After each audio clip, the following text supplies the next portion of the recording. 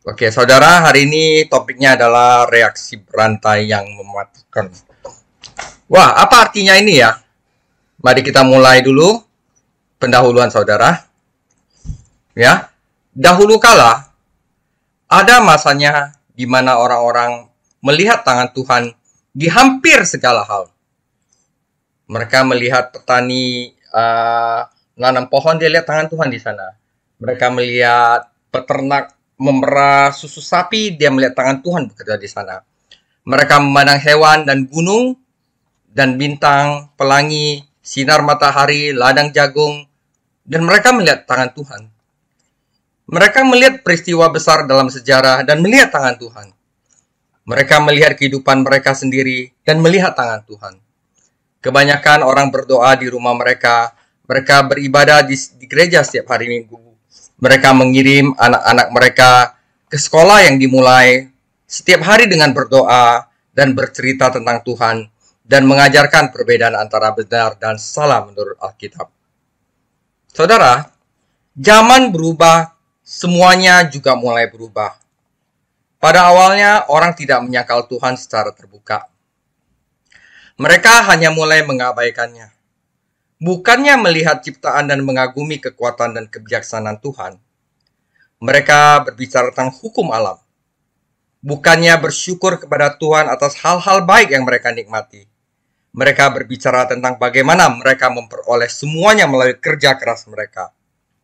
Akhirnya saudara, reaksi berantai yang mematikan terjadi.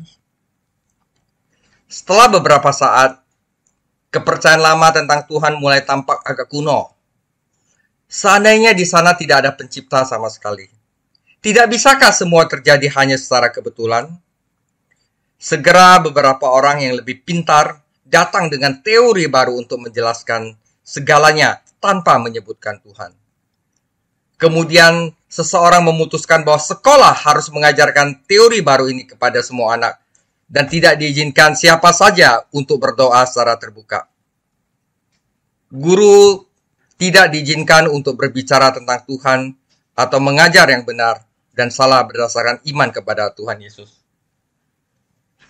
Sementara itu, karena sekolah melarang semua penyebutan Tuhan, gereja mulai menghasilkan dewa dan dewi terkini yang akan membuat orang lebih nyaman daripada mereka bersama dengan Tuhan, orang Tuhan yang menuntut kesucian.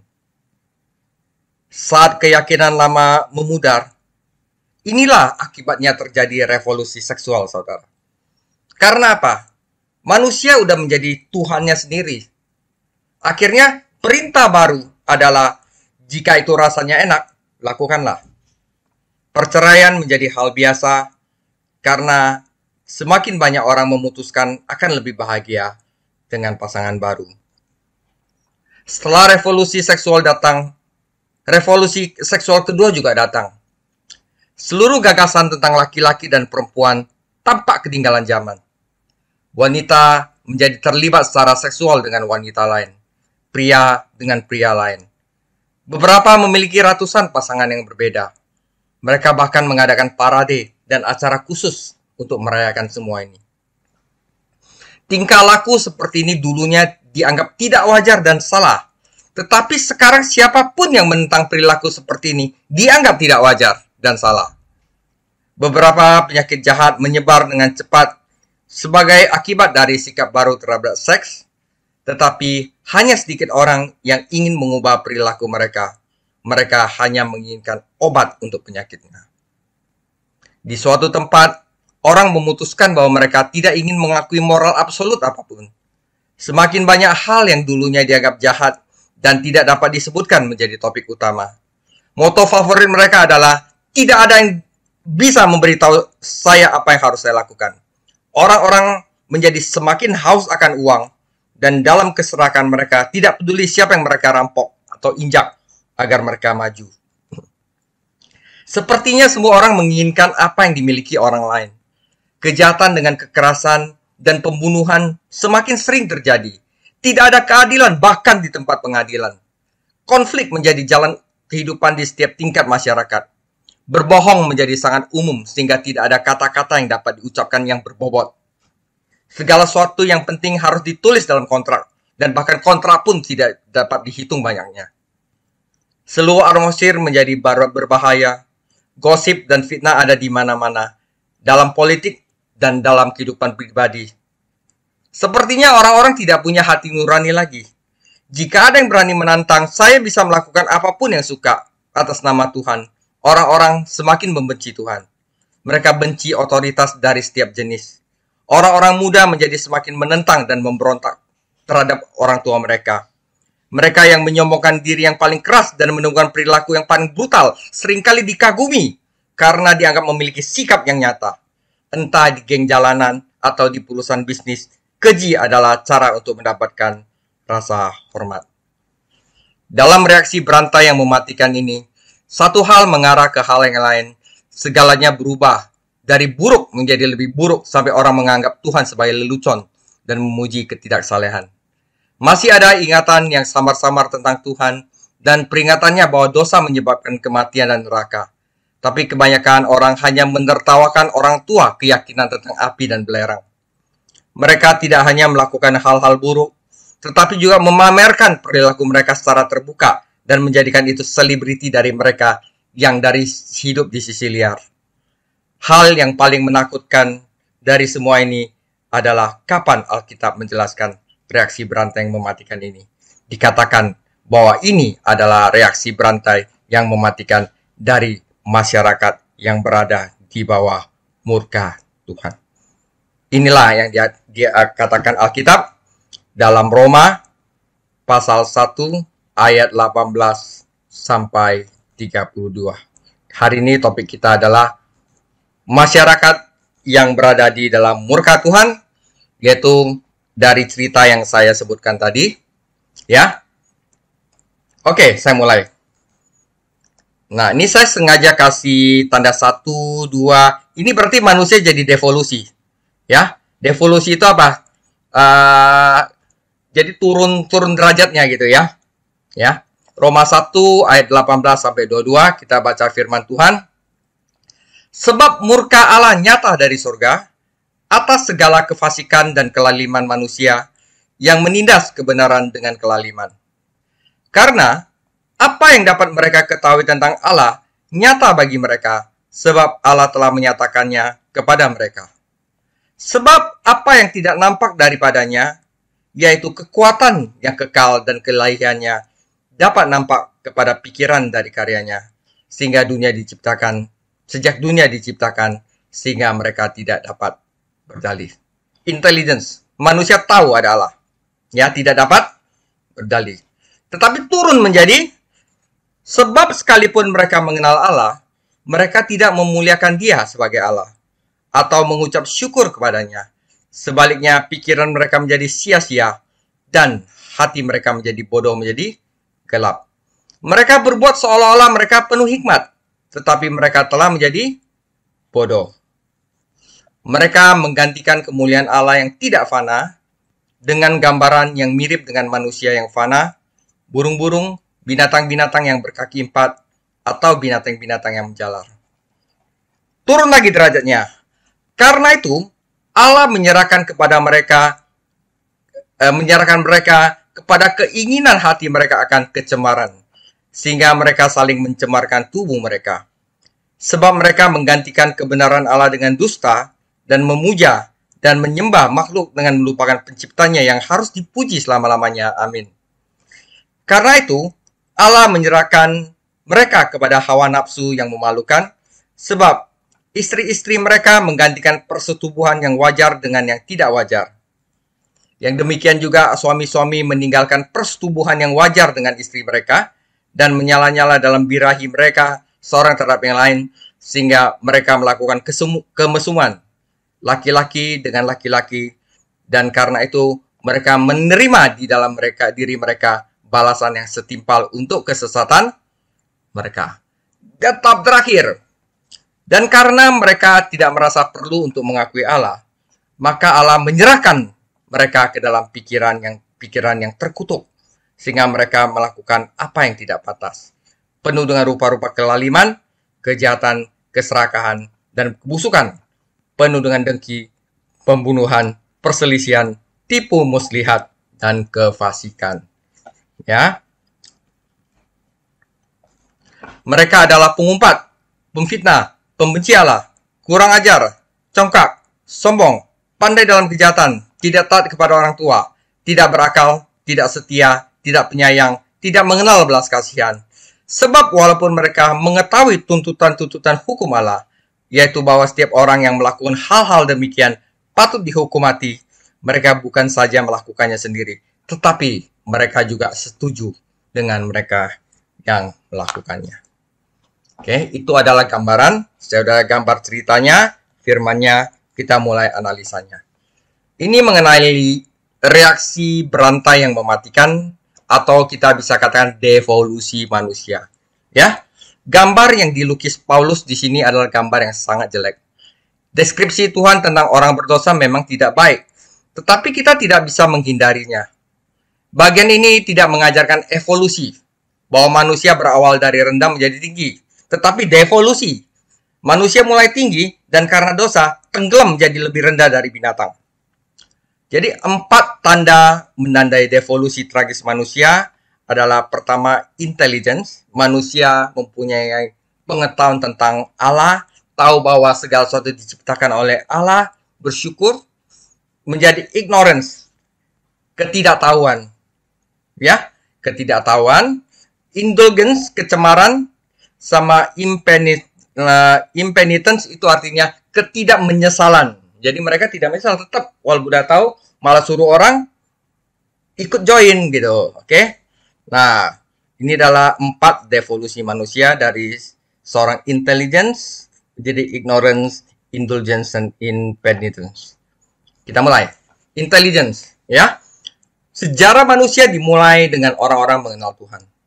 Sejarah manusia bukanlah kisah tentang binatang yang menyembah berhala dan kemudian berkembang menjadi seseorang yang menyembah satu Tuhan. Sejarah manusia justru sebaliknya. Orang mulai mengenal Tuhan, tetapi berbalik dari kebenaran dan menolak Tuhan. Tuhan mengungkapkan dirinya kepada umat manusia melalui ciptaan, hal-hal yang Dia ciptakan. Dari dunia di sekitar mereka, manusia tahu bahwa ada Tuhan yang memiliki kebijaksanaan untuk merencanakan dan kekuatan untuk menciptakan. Jadi manusia juga menyadari bahwa Tuhan adalah pencipta yang kekal, kuasa dan keilahiannya yang kekal, karena Tuhan tidak dapat diciptakan karena Dia adalah pencipta. Manusia tahu itu, ya. Fakta-fakta tentang Tuhan ini tidak tersembunyi dalam ciptaan, mereka terlihat jelas. Langit menyatakan kemuliaan Allah dan cakrawala memperlihatkan hasil karyanya. Mazmur 19 ayat 1. Kata yang diterjemahkan menindas dalam Roma 1 ayat 18 juga dapat diterjemahkan ditekan. Manusia tahu kebenaran tentang Tuhan, tetapi mereka tidak mengizinkan kebenaran ini bekerja dalam hidup mereka. Mereka menekannya, ya, menindasnya, menekannya agar mereka dapat menjadi Tuhan sendiri, agar mereka dapat menjalani hidup mereka sendiri dan tidak diyakinkan oleh kebenaran Tuhan. Hasilnya tentu saja pasti menolak Tuhan dan menolak kebenaran, dan kemudian mengubah kebenaran menjadi dusta. Akhirnya umat manusia begitu saja meninggalkan kebenaran, sehingga mereka menjadi seperti binatang dalam pemikiran dan kehidupan mereka. Itu bagian intelligence. Bagian kedua adalah ignorance. Manusia mengenal Tuhan itu jelas, tetapi mereka tidak ingin mengenal Tuhan dan menghormati Dia sebagai Tuhan. Itu ignorance.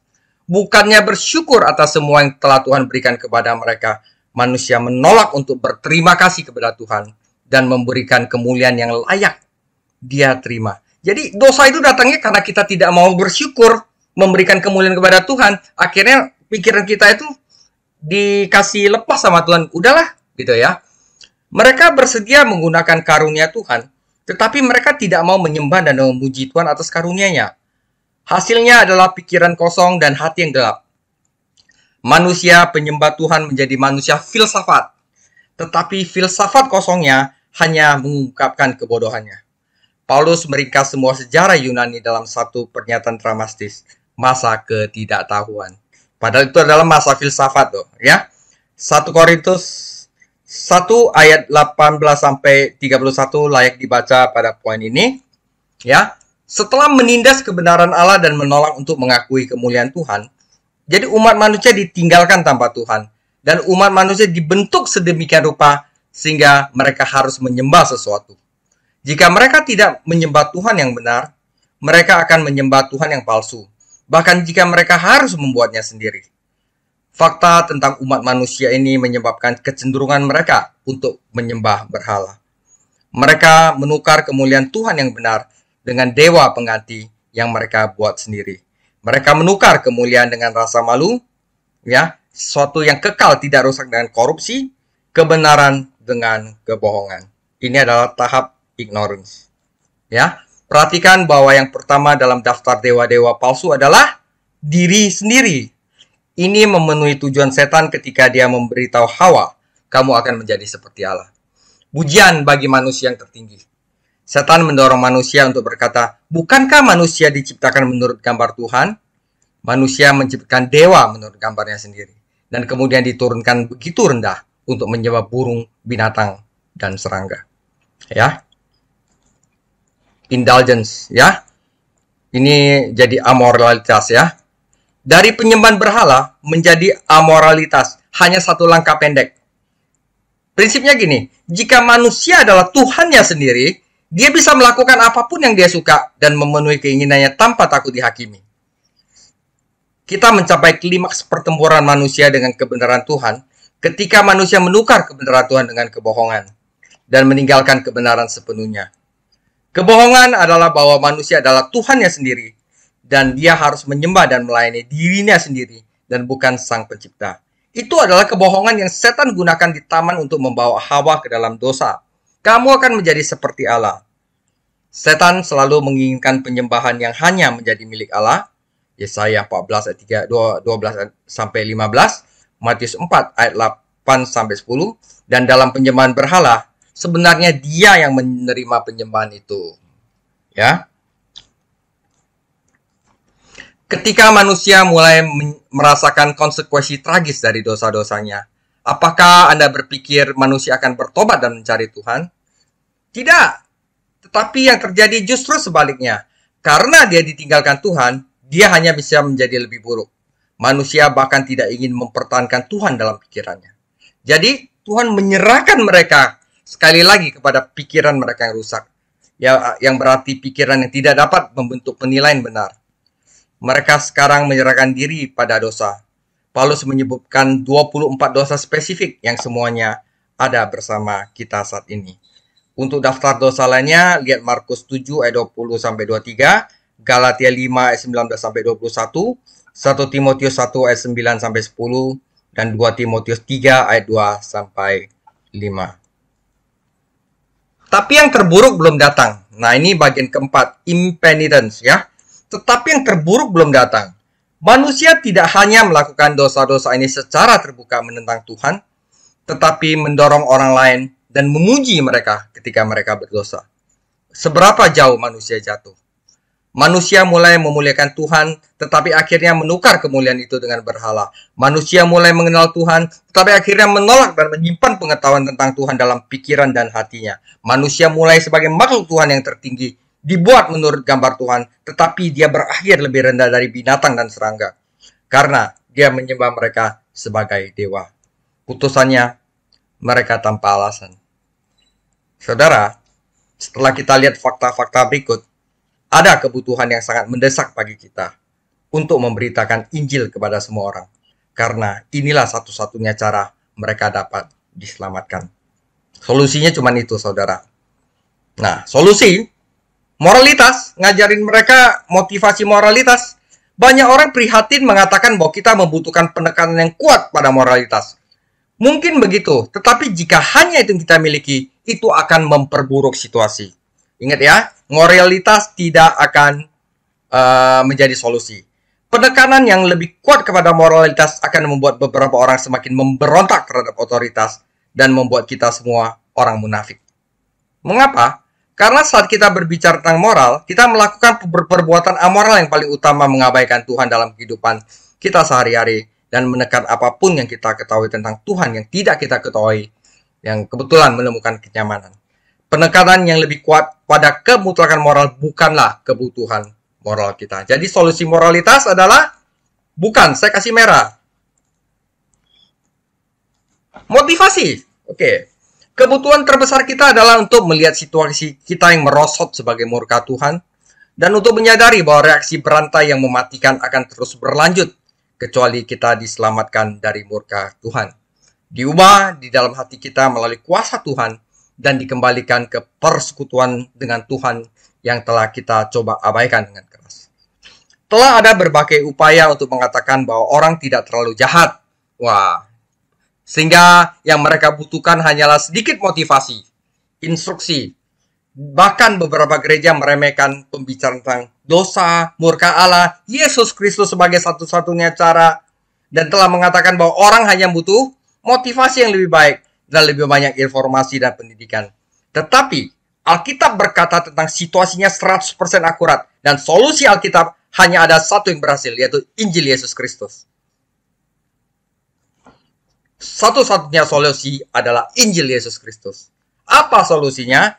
Tidak kurang dari kekuatan Tuhan sendiri yang dinyatakan dalam Injil tentang Yesus Kristus. Dalam Roma 1, tepat sebelum Rasul Paulus menjelaskan reaksi berantai yang mematikan dari mengabaikan Tuhan, dia menulis, "Saya tidak malu dengan Injil, karena itu adalah kekuatan Tuhan untuk keselamatan setiap orang yang percaya. Pertama untuk orang Yahudi, kemudian untuk orang Yunani. Karena dalam Injil kebenaran Tuhan diungkapkan, kebenaran yang oleh iman dari awal sampai akhir, seperti ada yang tertulis, orang benar hidup karena iman." Ya. Paulus sangat antusias dengan Injil karena dia tahu bahwa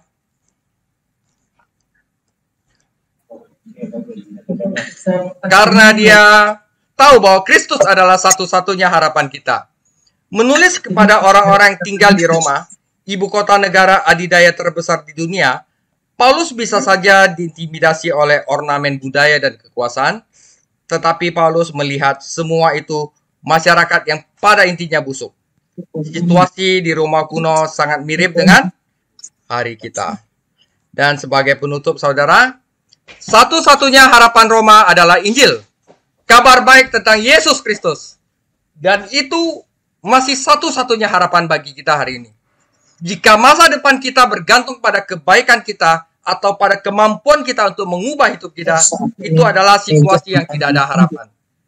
Tapi Injil memperkenalkan kita pada kuasa pengudusan Tuhan dalam darah Yesus dan kuasa pemberi kehidupan Allah dalam kebangkitan Yesus. Dan Injil memanggil kita untuk beriman kepada Yesus Kristus. Saudara, belas kasihan Allah Yesus Kristus itu adalah Injil. Itulah kekuatan Tuhan untuk keselamatan setiap orang yang memiliki iman kepada Yesus Kristus. Sebagaimana sumber dari semua masalah kita adalah keterasingan, keterpisahan dari Tuhan, demikian pula solusi untuk semua masalah kita adalah memulihkan persekutuan dengan Tuhan. Ya, demikian sharing saya. Tuhan Yesus memberkati.